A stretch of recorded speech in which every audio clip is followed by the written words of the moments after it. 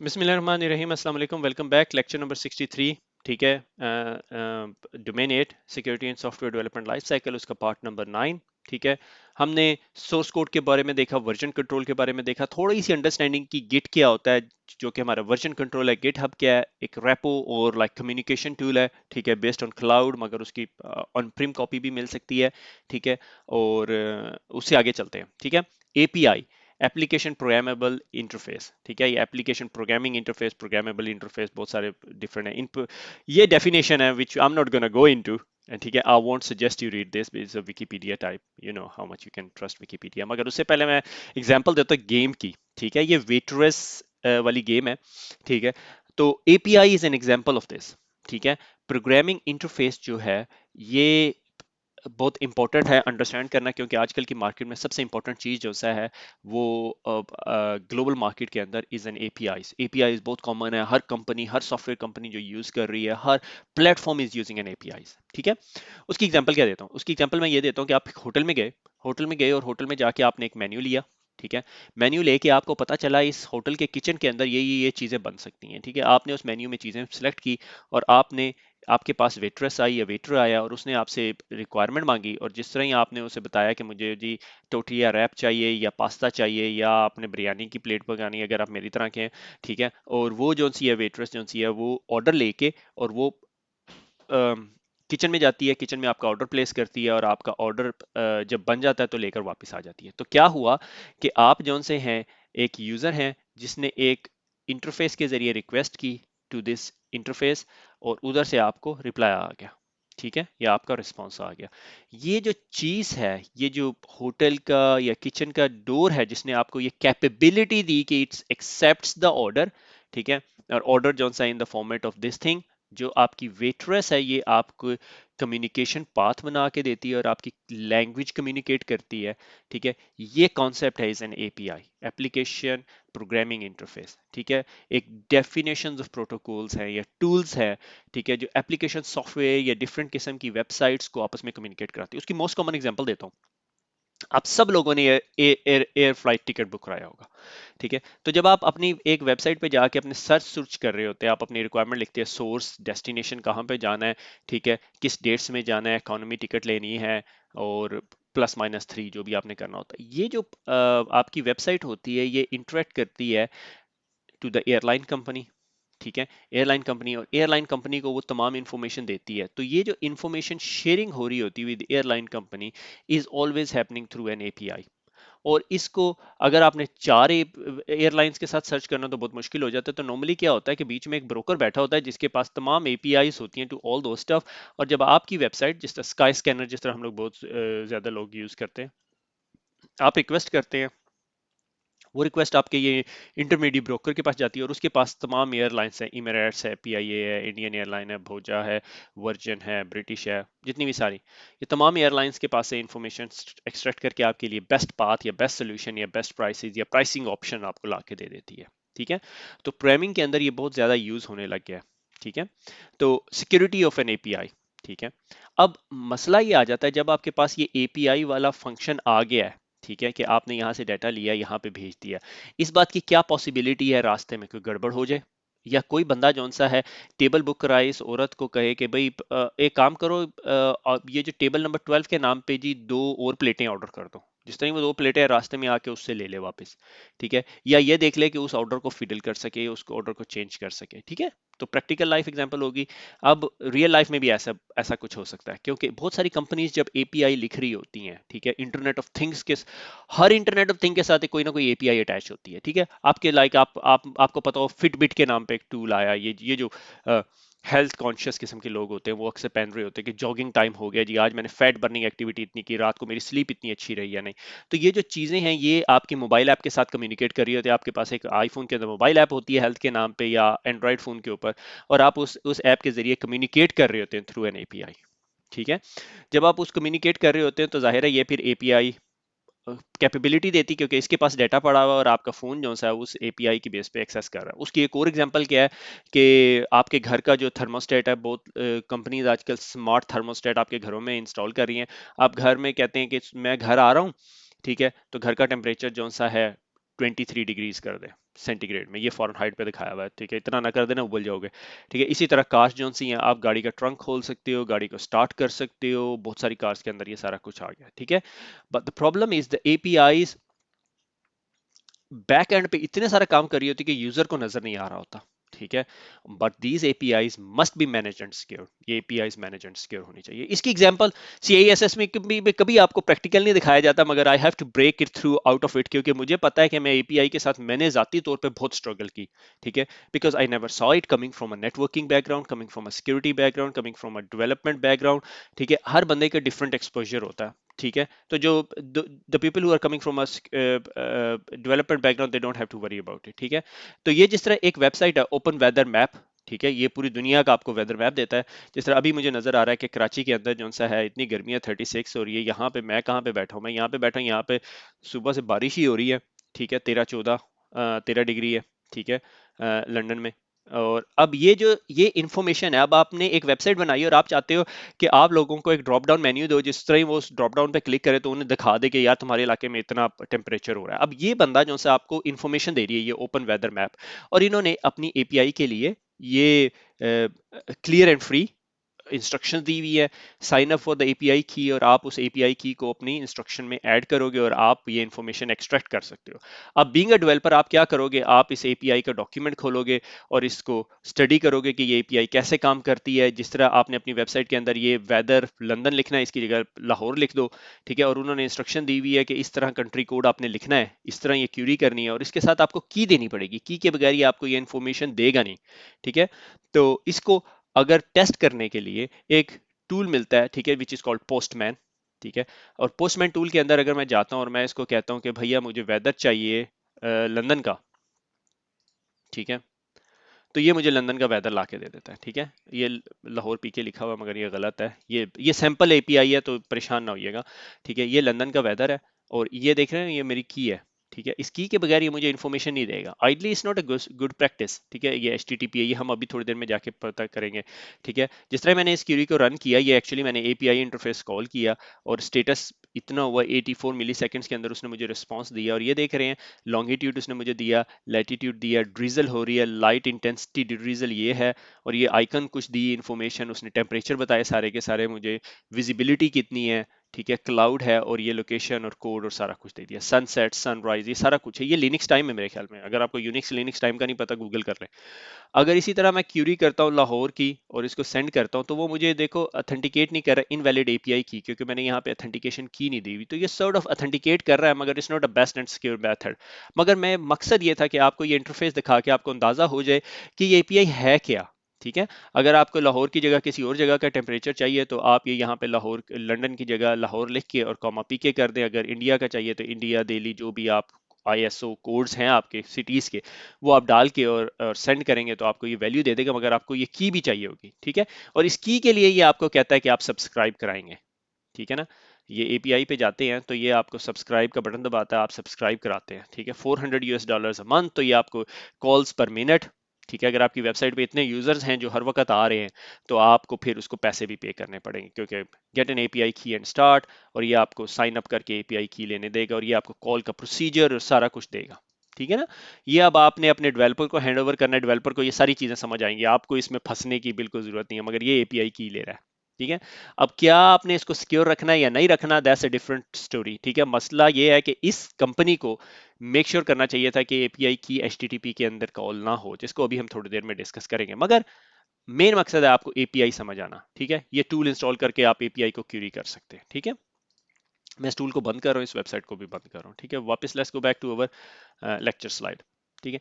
तो एपीआई जिस तरह आपको पता है कि बहुत इंपॉर्टेंट है, और आप दिन में पता नहीं कितने सारे फंक्शन करते हैं जिनमें एपीआई की जरूरत पड़ती है, ठीक है, आपको पता नहीं है। अब मसला ये है कि बीइंग अ सिक्योरिटी प्रोफेशनल आपने मेक श्योर करना है कि ये एपीआई जो सी हैं ये वो हों, यूज हो रही हैं, ठीक है। अब इसकी बहुत कॉमन एग्जांपल आई कैटल के नाम पे कैटल आई थी, ठीक है, जो इसको आप सुबह लॉगिन कर सकते हो, तो आप लॉगिन करो और आप इसको बताओ जी आज कैटल ऑन कर दिया, अभी आप बेड से नहीं उठे और ये ऑन होगी, मगर उसके लिए इंपॉर्टेंट रिक्वायरमेंट ये है कि रात को सोने से पहले इसमें पानी भर लिया जाए। अन करीब जो सा है कोई ऐसी भी आ जाएगी जिसके अंदर पानी की इनपुट होगी, ठीक है। अब हुआ क्या कि कुछ हैकर्स ग्रुप ने जो सा है इसको फाइंड आउट किया। उन्होंने कहा जब आप इस केटल को अपने वायरलेस से कनेक्ट करते हो तो ये अपने वायरलेस का जो यूजर नेम पासवर्ड है वो अपने पास सेव कर लेती है, और जब आप इसको बाहर आप घर के पास आए प्रिंगल के डब्बे से हाई फ्रीक्वेंसी एंटीना बनाएं और इसको फोर्स कर सकते हैं डिस्कनेक्ट, और इसको कहें कि ये मैं तुम्हारे घर की एपी हूँ, मुझे कनेक्ट करो, तो ये अपने पासवर्ड यूजर नेम सारा कुछ लीक आउट कर देती है। ठीक है, इसके अंदर हार्ड कोडेड नहीं हो सकता मगर ये स्टोर रखती है अपने पास। ठीक है, इसी तरह टेस्ला, ठीक है, हर बंदा जानता है टेस्ला कार को, इन्होंने एक मोबाइल ऐप बनाई एपीआई से कनेक्ट करती थी और उसके अंदर बहुत सारे फ्लॉज थे। इतने सारे फ्लॉज थे कि जब लोगों ने इस चीज़ को आइडेंटिफाई किया, इवन आप डोर भी खोल सकते हैं, हुड भी खोल सकते हैं और बहुत सारे पैरामीटर चेंज कर सकते हैं, तो दे फाइंड आउट कि बहुत बेसिक जो एपीआई सिक्योरिटी रिक्वायरमेंट्स थी वो सारी की सारी उन्होंने फॉलो नहीं की हुई थी। कि उसकी वजह ये थी कि developers care about the functions not about the security. ठीक है, no offence to any developers. इसी की वजह से बहुत सारी कंपनीज, मुझे अच्छी तरह याद है कि मैं पिछले दिनों किसी कॉन्फ्रेंस में गया हुआ था, वहां पे फेडरल रिजर्व के लोगों ने ये एक सिक्योरिटी टीम बनाई हुई थी जो लाइब्रेरीज बनाती है। उनका function is to write a secure libraries, और developers are not allowed to use any other library apart from that library being developed by those guys. तो आपकी कंपनी जो सी है सिर्फ वो लाइब्रेरीज को डेवलप करेगी। तो उसके बाद फिर उन लोगों को जौन सा है थोड़ी समझ आई कि यार ये अब हमें थोड़ा फोकस करना चाहिए इस तरह की चीज़ों के ऊपर। So since they started doing a lot of development, so इसी तरह जैसे फेडरल रिजर्व की भी मैं बात कर रहा था कि उन लोगों ने एक सिक्योरिटी टीम बनाई हुई है जो सिक्योर लाइब्रेरीज राइट करती हैं, और जब डेवलपर्स को कोई फंक्शनैलिटी चाहिए होती है they go and talk to them and say can you write us a library for that. Okay, उससे आगे चलते हैं। तो ये एपीआई का अब हमें यहाँ तक पता चल गया कि एपीआई काफ़ी इंपॉर्टेंट चीज़ है और बहुत हम उसके बगैर गुजारा नहीं कर सकते। ठीक है, तो अब मैंने जो सा है सिक्योरिटी ऑफ एन एपीआई। ठीक है, अब एपीआई ना दो किस्म की एपीआईज है मार्केट के अंदर, one is called REST API और one is called SOAP APIs. SOAP APIs के बारे में ज्यादा बात नहीं की, आपकी बुक ने उसको टच भी नहीं किया, मगर आपको सिर्फ ये बताता चलूं कि एपीआईज की दो टाइप हैं, रेस्ट एंड सोर्स। मगर रेस्ट एपीआईज जो सी है ना वो एवरीवेयर है। ठीक है, हर कंपनी यूज करती है, फेसबुक, ट्विटर और ब्ला ब्ला ब्ला। ठीक है, और API that adhere to REST constraint are called RESTful APIs। तो कुछ लोग इसे कहते हैं RESTful APIs है। ठीक है, RESTful APIs are defined with these aspects। Base URI use करते हैं, से फॉर एग्जांपल लाइक URL की तरह। Internet media type of data है और ऑफन यूज इन जेसन या XML फॉर्मेट। XML फॉर्मेट के अंदर भी यूज हो सकता है, मगर जेसन सबसे ज्यादा यूज होता है। जावा टाइप की लैंग्वेज है, मगर इट्स नॉट जावा। ठीक है, वैलिड इंटरनेट मीडिया टाइप। ठीक है, माइक्रो फॉर्मेट इमेजेस और स्टैंडर्ड HTTP मेथड है। ठीक है, और HTTP सबसे कॉमनली यूज होता है, इस वजह से जो सा और ज्यादा इसको क्लिक मिल गया कि ये यूज हो सकती है। Hyper links to reference state और hyper links to the reference related source.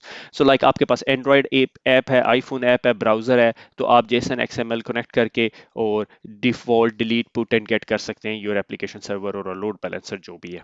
ठीक है, अच्छा, अब इसके अंदर जो सा है सिक्योरिटी ऑफ एन एपीआई, ये आपकी बुक ने ना जो सा है गाइड दी है।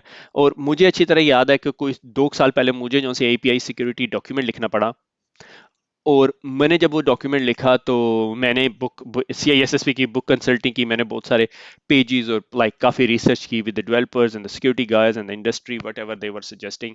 तो I come up with the guide, और मैं कहता हूँ कि ये चारों के चार पॉइंट्स मैंने उसके अंदर पांचों के पांच पॉइंट डाले हुए थे। ठीक है, employ the same security mechanism for your API as a web application. जिस तरह आपने वेब एप्लीकेशन सिक्योर की होती है, इसी तरह एपीआई भी सिक्योर करनी होती है। ठीक है, अगर आपका सर्वर और आप दूसरे यूजर्स को अलाउ कर रहे हैं एपीआई देने के लिए, से for example Urdu IT academy क्या कर सकती है, उर्दू आईटी अकेडमी कह सकती है कि यार अगर आपको उर्दू आईटी अकेडमी से सिर्फ सिस्को से रिलेटेड वर्ड्स की सर्च चाहिए, तो आप सिस्को लिखेंगे और सर्च मिल जाएगी, तो आपको मैं एपीआई ओपन कर देता हूं कि हम अपनी रिपोजिटरी के अंदर जितने हमारे लेक्चर्स हैं उनमें सर्च कैपेबिलिटी दे सकते हैं। तो कोई भी बंदा एक एक एप्लीकेशन लिखता है और वो एप्लीकेशन कहता है कि दुनिया में जितने सिस्को के फ्री लेक्चर्स अवेलेबल है मैं सर्च देता हूँ, और उसने एपीआई उर्दू की एपीआई के साथ भी लिंक किया, और भी जितनी कंपनीज दुनिया में सिस्को की ट्रेनिंग देती सब ने एपीआई दी, तो वो एक एप्लीकेशन है, वहां पे सिस्को लिखेंगे, सिस्को की तमाम फ्री ट्रेनिंग, PHP लिखेंगे, PHP की तमाम ट्रेनिंग, फ्री ट्रेनिंग जिसको आप बस क्लिक करके प्ले कर सकते हैं। ठीक है, तो ये एपीआई बिजनेस बिजनेस रिक्वायरमेंट हो सकती है। ठीक है, बिजनेस रिक्वायरमेंट आपने अंडरस्टैंड करनी है।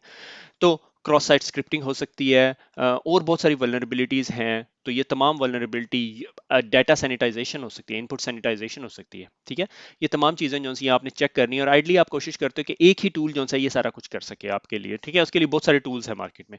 Do not create and implement your own security solution.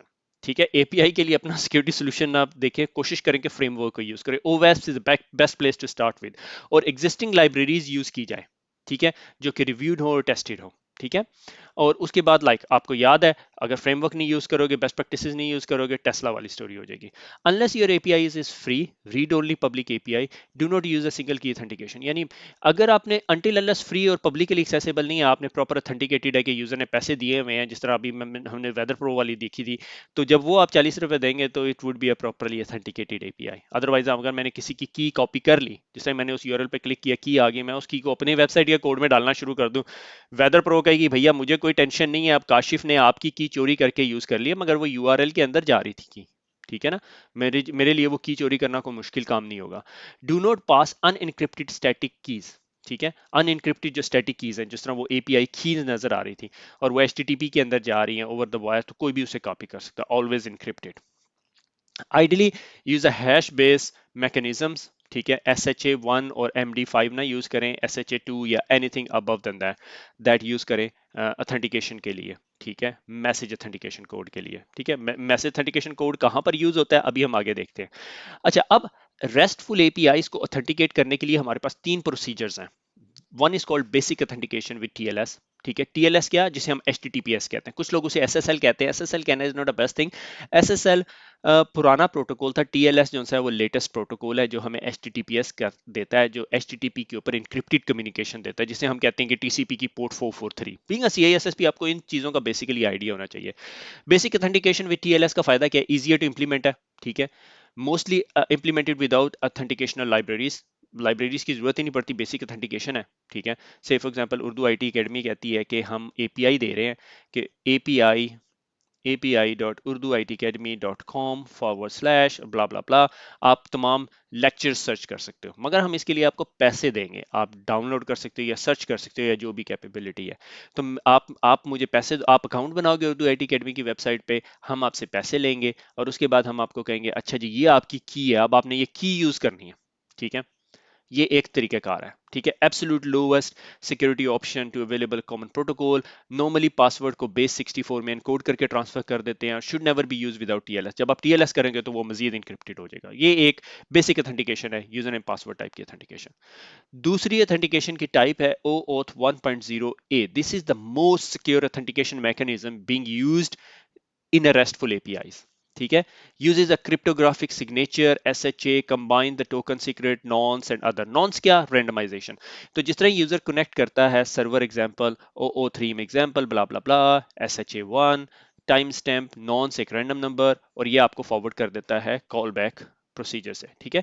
उसमें क्या होता है कि आपको ऑथेंटिकेट करेगा, इसका इसका पूरा का पूरा प्रोसीजर है, मैंने आगे फ्लो लिखा हुआ है, मगर बीइंग अ सीआईएसएसपी आपको उस फ्लो को समझने की जरूरत नहीं है। ये फ्लो समझना आपके डेवलपर का मसला है। आप बीइंग सीआईएसएसपी उसे कहोगे OAuth 1.0a इंप्लीमेंट कर दो, until unless he come back and से यार OAuth 1.0a नहीं हो सकता, फिर आप उसे कहते हो OAuth 2 यूज कर ले, ठीक है। सो OAuth 1 क्या करता है कि कभी भी जो टोकन बेस्ड ऑथेंटिकेशन है, और कभी भी टोकन यूजर को ट्रांसफर नहीं करता, टोकन कभी भी वायर पे नहीं जाता, ठीक है। और no one can use the password, hence can be use without SSL. तो OAuth 1.0 आप एसएसएल के बगैर भी यूज कर सकते हो, मगर इट इज ऑलवेज रिकमेंडेड जब आप OAuth 1.0 तक चले गए तो एसएसएल यूज करें, ठीक है। मैं इसकी डिटेल में नहीं गया, अदरवाइज OAuth 1.0 के ऊपर डिटेल लेक्चर है, मगर आई वुड स्ट्रांगली सजेस्ट आप गूगल करके कोई एक आधी यूट्यूब की वीडियो देख लें, हाउ OAuth 1.0a वर्क्स, ठीक है। उसके बाद आ जाता है OAuth 2, ठीक है। Currently specification removes signature, so you no longer need a cryptographic algorithm to create and generate the and validate signature. All encryption is handled by TLS। तो मगर अब OAuth TLS यूज करता है, तो इसका मतलब है HTTPS बेस्ड कम्युनिकेशन है, ये लंबे चौड़े सिग्नेचर नहीं है, प्रोसेसर इंटेंसिव नहीं है, ठीक है। मगर OAuth 2.0 का मसला ये है, उसकी बहुत ज़्यादा लाइब्रेरीज अवेलेबल नहीं है, मगर बहुत सारी कंपनीज मैंने देखी हैं यूज़ करती हैं, ठीक है।